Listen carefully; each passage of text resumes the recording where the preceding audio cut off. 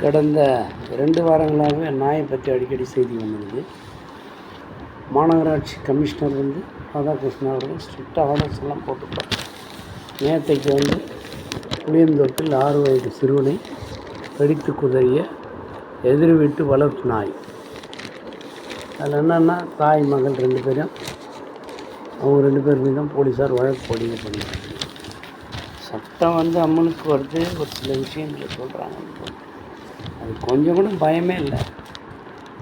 நாய் வளர்க்குறது தப்பே கிடையாது. அது கண்ட்ரோல் பண்ண முடியலன்னு போது அதை வேஸ்ட். அதுக்கப்புறம் கட்சி நீ தான் போய் ஜெயிலில் உட்காரணும்.